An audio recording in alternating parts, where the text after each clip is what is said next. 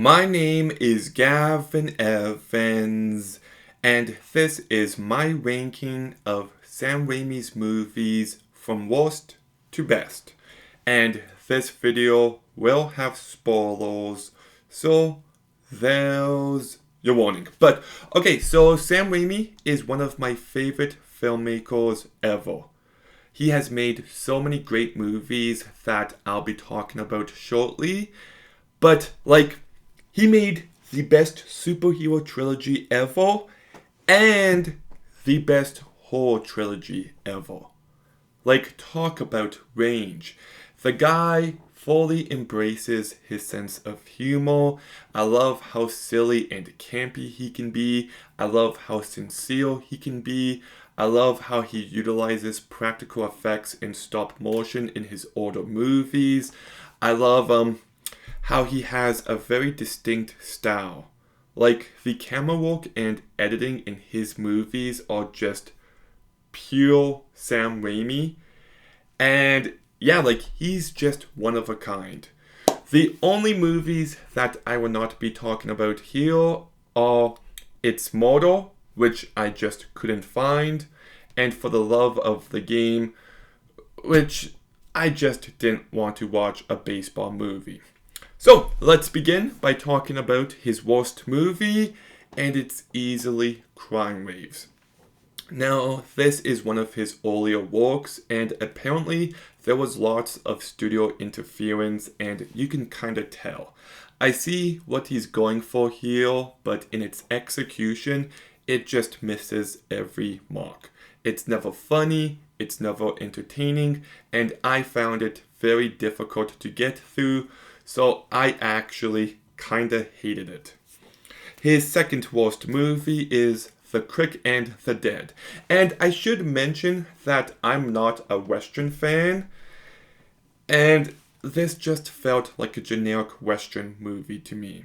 The first act is decent. It sets up the plot well enough, and there's some moments where his style shines through, but just not enough. It's a very forgettable movie that I'd never watch again. His third worst movie is The Gift. And I do love the premise of this movie, of this psychic finding out about a murder and she has to prove herself in a court of law. That's pretty interesting, and there are some good performances on display, but this movie just doesn't live up to its potential. It's a really bland, forgettable film that I would never watch again. His fourth worst movie, and this kills me to say, but it's Send Help. This was my second most anticipated movie of 2026, and I found it to be a crushing disappointment. And the more I sit on this movie, the less I like it. Now, I also have to mention, I feel like I saw a completely different movie than everybody else, because it's getting great reviews and people are comparing it to Misery, which I just couldn't disagree with more. People are talking about how crazy violent it is, and there's blood. There's one really graphic scene, but not really. And people are talking about how it's filled with twists and turns. There's a house on the island. I don't know, I just feel like I saw a completely different movie than everybody else, because I just don't get the love it's receiving. Now, Rachel McAdams does do a great job here. She carries the movie incredibly well. Dylan O'Brien is very good. I love his laugh. There's moments where Sam Raimi's style shines through. I enjoyed the bull hunting scene.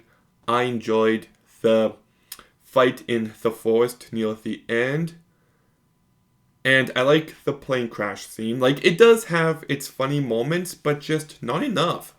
When I saw the trailer for this movie, I got so hyped up because it did look like Misery on an island, and it's just not that. It's two people on an island and nothing really happens. It's actually a pretty bland movie, and there's moments where it teases a romance. There's moments where it teases a submissive dominant relationship forming. There's moments where it teases it might go the misery route, but every chance it just cops out and stays on the beaten path. It could have been a fresh new movie, but instead it felt kind of generic. And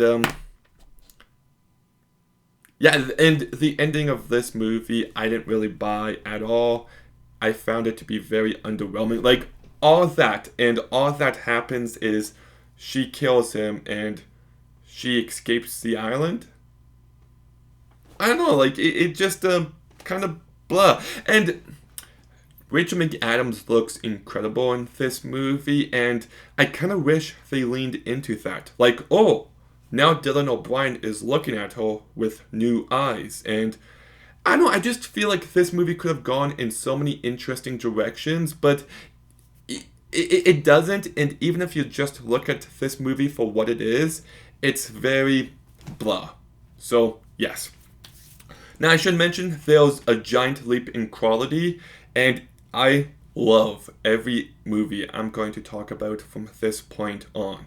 So number 11 is Oz the Great and Powerful. And I'll never forget seeing this movie in March 2013 in IMAX 3D, because that was one of the greatest theatrical experiences of my life. I just fell in love with this movie, and the 3D was unbelievable, and I love that opening in black and white and how it becomes in color.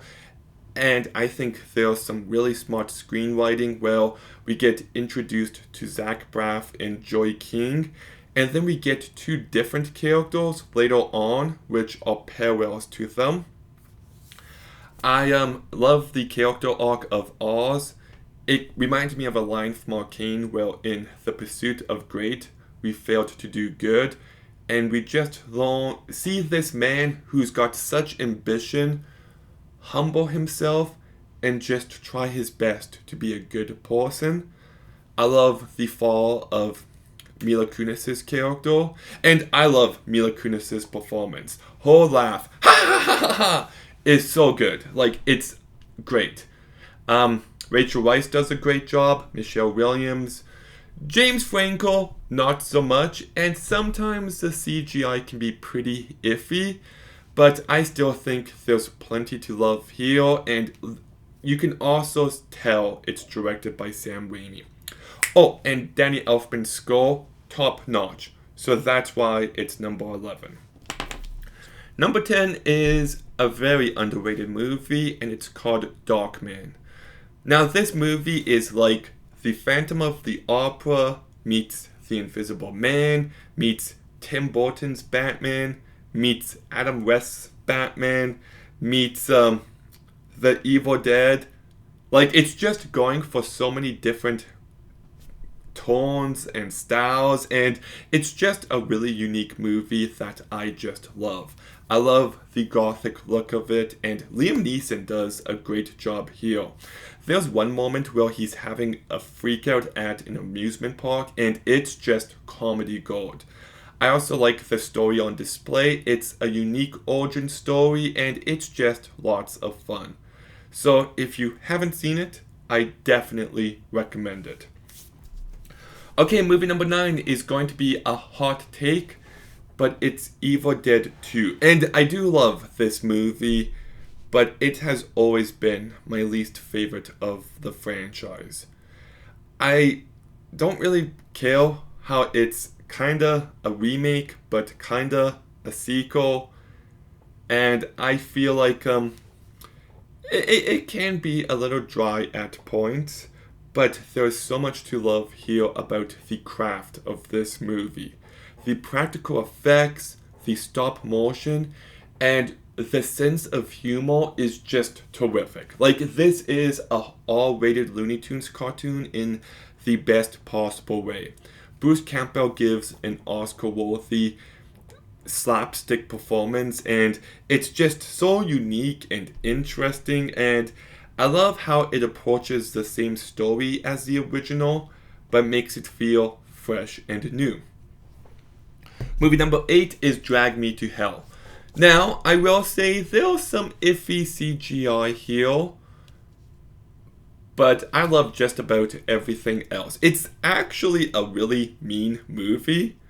Like, you've got this main character who's in a difficult circumstance and she doesn't do the right thing and she pays dearly for it. Like, this character is getting tormented and you just feel so bad for her.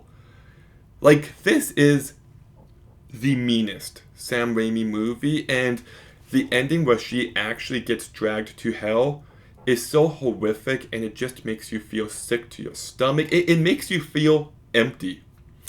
But all that said, it can be a pretty funny movie, and Sam Raimi's style is so good.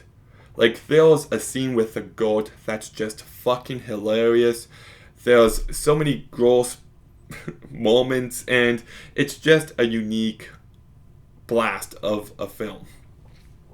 Movie number 7 is going to be another hot take, but it's Doctor Strange in the Multiverse of Madness. Now, I'm so sick and tired of the MCU, but this movie just felt so fresh, so new and interesting, and you can tell they got an actual filmmaker to direct this movie because it's so Sam Raimi.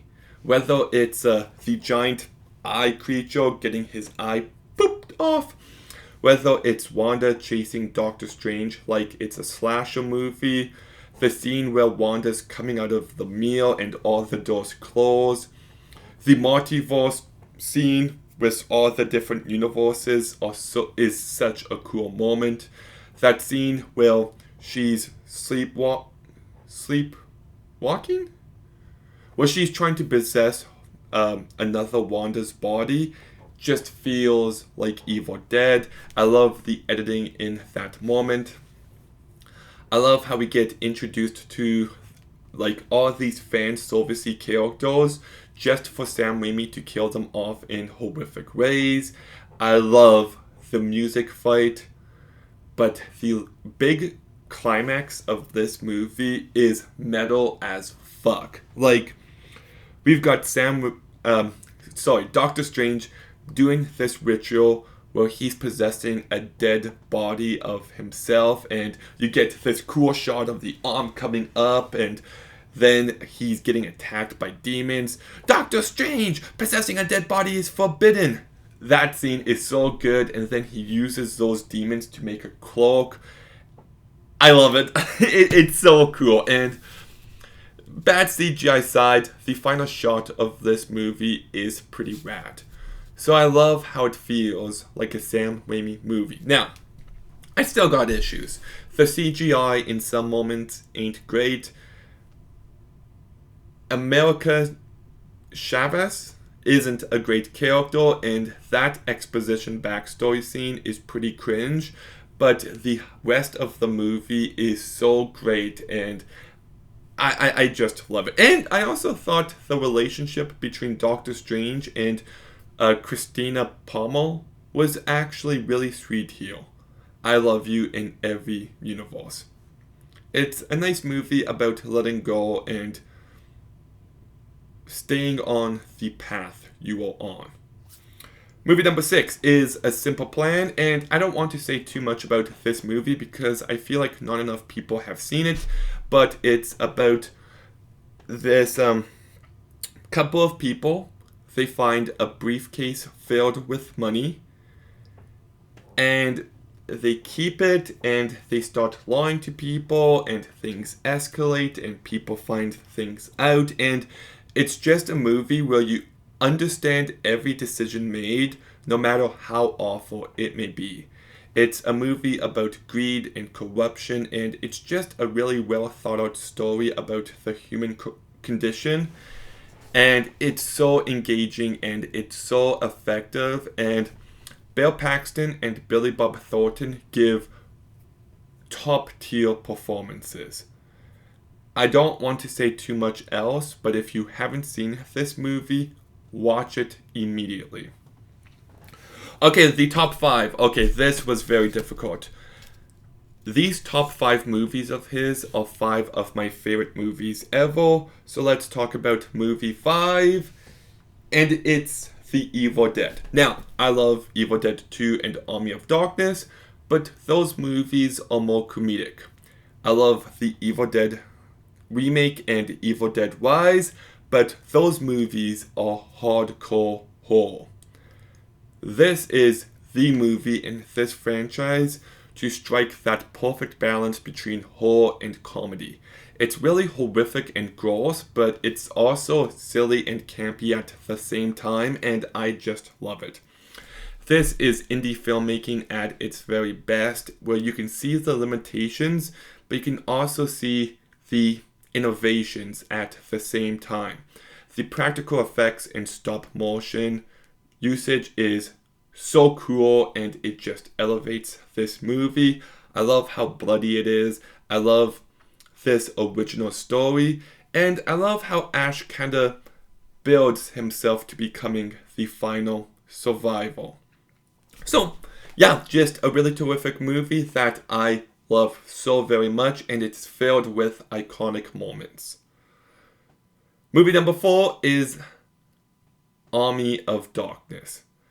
This is pure fantasy schlock in the best way possible. It fully embraces its B-movie roots, and like you got some gross stuff here, like with demons and skeletons, and these little ashes attacking Ash, and like it's got some body horror. It's got this one effect where Ash's face gets fucked up and he has to fix it. It does have horror elements, but it's such a silly, campy movie, and it's hilarious. Like, this movie just makes me laugh from beginning to end, even when it's gross. Bruce Campbell carries this movie so perfectly, and I kind of love the evolution in this franchise, and it's so quotable. Like, yeah. And I love the filmmaking. The stop motion, the practical effects are just top notch. So that's why Army of Darkness is number 4. Okay, hardest take on this video. Number 3 is Spider-Man 3. Now I should mention that I grew up watching these Tobey Maguire movies my entire childhood. I was obsessed with them. And this is a movie I loved, then I didn't like, and now I'm back to loving it more than ever before. I actually saw this movie in theaters back in October, and it was so nice to see people were laughing at the funny moments, and you could hear people crying at the right moments. It's actually a very ambitious movie where you've got our hero being a complete douche. Like, he treats MJ like shit. All he cares about is himself. He cheats on MJ. And then you just see him turn even worse. And I just love the fact that we see our hero like this. That scene where he hits MJ has so much emotional weight to it.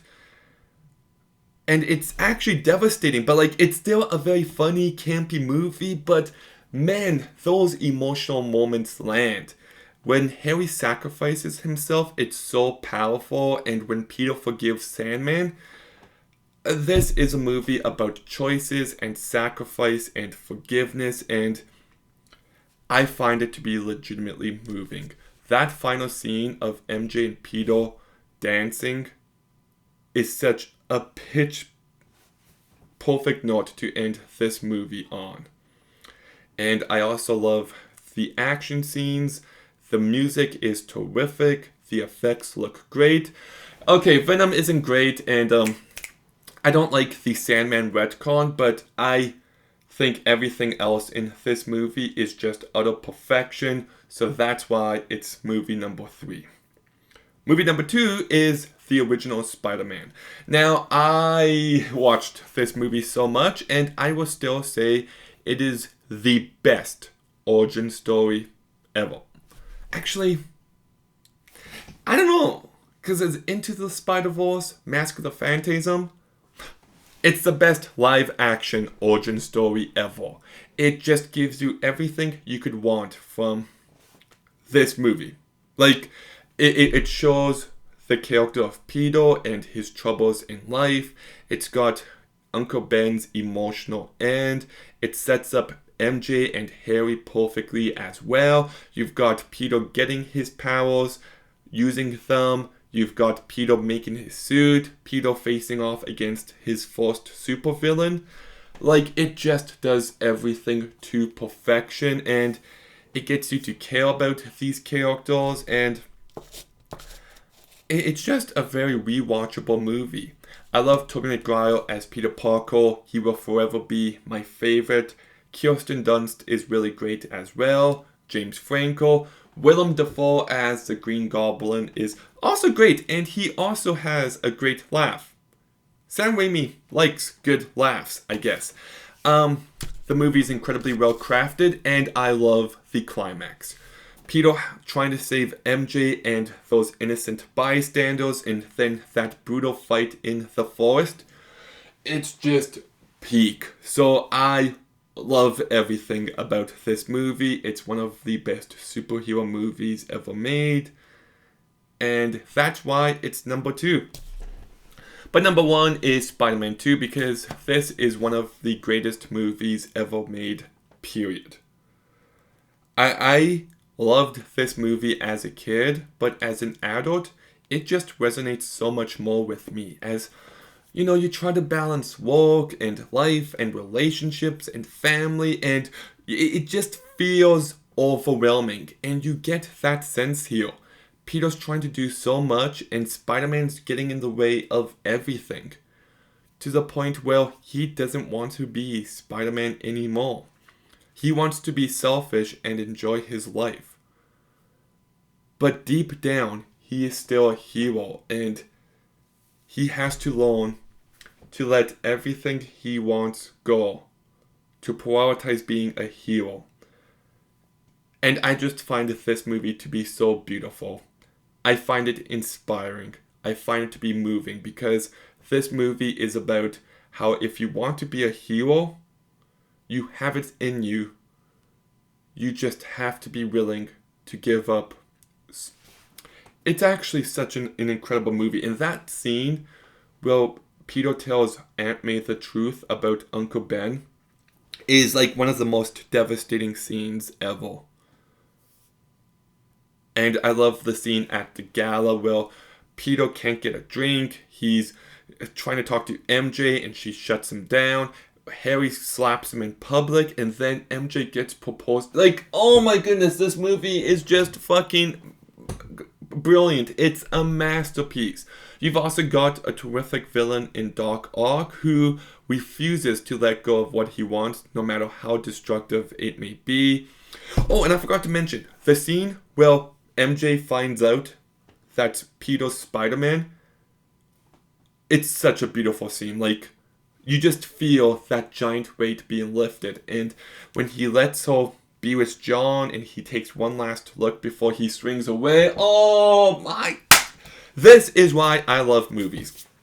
Also, I love the hospital scene. It's just pure Sam Rami in the best way possible. I love the bank fight. I love the final fight. I love the train fight. It's one of the greatest action scenes ever. This movie is just... It's unbelievable. So that's why it's my favorite Sam Rami movie. But what's your ranking of his filmography? Let me know in the comments down below. Make sure you like, comment, subscribe. Stay tuned for more videos soon. And Gavin out.